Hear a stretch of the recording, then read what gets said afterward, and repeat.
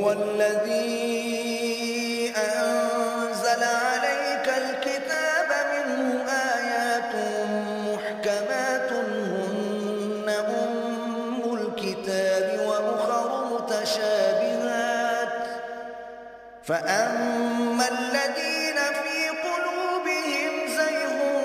فيتبعون ما تشابه منه ابتغاء الفتنة وابتغاء تأويله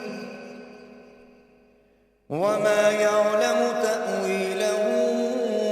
إلا الله